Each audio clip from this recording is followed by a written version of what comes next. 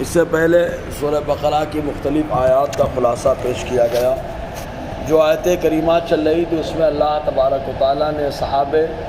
صفہ کے اوپر خرچ کرنے کا حکم عطا فرمایا۔ اصحاب صفہ کی تعداد روایتوں کے اعتبار سے 300 بتائی جاتی ہے کہ 300 ایسے صحابہ ہیں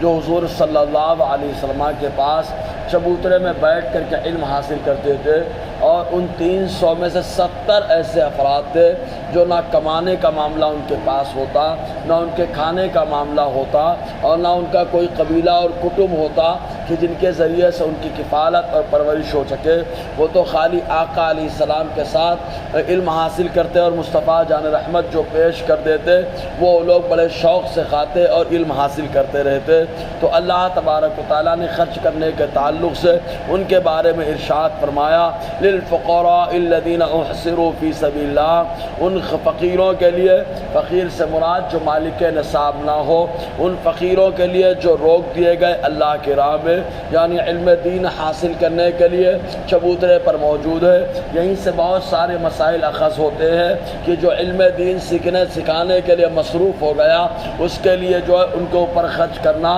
یہ اللہ تبارک و تعالیٰ نے حکم عطا فرمایا، اور علم دین کا حاصل کرنا یہ در حقیقت اللہ کی راہ میں ہونا ہے۔ لا یستطیعون ضربا فی الارض، وہ زمین پر چل نہیں سکتے، کاروبار کرنے کے لیے چلنے کی ضرورت ہے، وقت نکال کر کے جو ہے ادھر ادھر جو ہے جانے کی ضرورت ہے، لیکن وہ کاروبار نہیں کر سکتے کیونکہ وہ علم حاصل کر رہے ہیں۔ اس کے علاوہ جہاد اور غزوے وغیرہ میں جانے کا معاملہ بھی ان کے سامنے جو ہے بہت کم ہے، اس لیے کہ وہ علم حاصل کر رہے ہیں جس کی وجہ سے وہ جا نہیں سکتے ہیں۔ لیکن اللہ تعالیٰ نے ایسا خوددار ان کو بنایا، ایسا خوددار کہ کسی کے سامنے وہ ہاتھ نہیں پھیلاتے تھے، جس کی وجہ سے عوام یہ سمجھنے لگی تھی کہ یہ لوگ بڑے مالدار ہیں اس لیے کاروبار کرنے نہیں جاتے، جہاد پر نہیں جاتے اور کسی سے کچھ مانگتے بھی نہیں ہے، تو بہت زیادہ یہ لوگ پیسے والے ہیں۔ اللہ تعالیٰ فرماتا ہے یحسبهم الجاہل اغنیاء، اور جاہل انہیں سمجھتا ہے مالدار،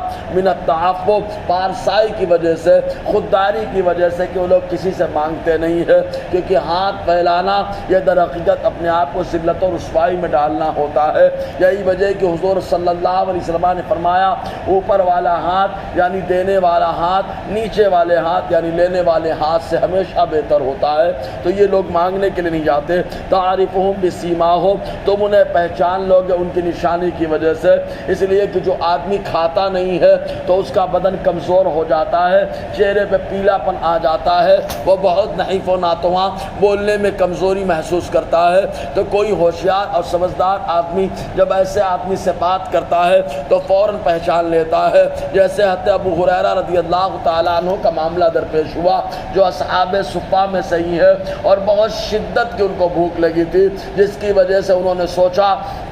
کہ اس راستے میں ہم جا کے بیٹھ جاتے ہیں جس راستے سے گزر حضور صلی اللہ علیہ وسلم کا اور آپ کے خلفاء ابو بکر و عمر کا ہوتا ہے اور لوگوں کا ہوتا ہے۔ چنانچہ وہ بیٹھ گئے، ابو بکر آئے، ان سے سلام کیا، ایک مسئلہ پوچھا، وہ چلے گئے۔ حالانکہ نیت یہ تھی کہ ابو بکر سے مسئلہ پوچھوں گا بات کرنے کی وجہ سے پہچان لیں گے کہ مجھے کھانے کی ضرورت ہے، لیکن ابو بکر صدیق تو کچھ اور ہی دیکھ رہے تھے، اس لیے ابو بکر چلے گئے۔ حضرت عمر آئے، حضرت ابو ہریرہ نے ان سے بھی سلام کیا، ان سے بھی ایک مسئلہ پوچھا، اور حضرت عمر بھی چلے گئے۔ حضرت ابو ہریرہ رضی اللہ تعالیٰ عنہ فرماتے ہیں شاید میں نے سمجھا کہ انہوں نے توجہ نہ دی، اتنے میں آقا علیہ السلام آ گئے۔ حضور صلی اللہ علیہ وسلم کو ابو ہریرہ نے سلام کیا، آقا علیہ السلام نے فرمایا ابو ہریرہ چلو میرے ساتھ۔ ابو ہریرہ کو اپنے ساتھ مسجد نبوی شریف کے پاس آقا علیہ السلام لائے اور ارشاد فرمایا یہاں میرے کمرے میں جو ہے ایک دودھ کا پیالہ رکھا ہوا ہے، اور جو دودھ سے بھرا ہوا ہے اس کو لے کر کے آ جاؤ۔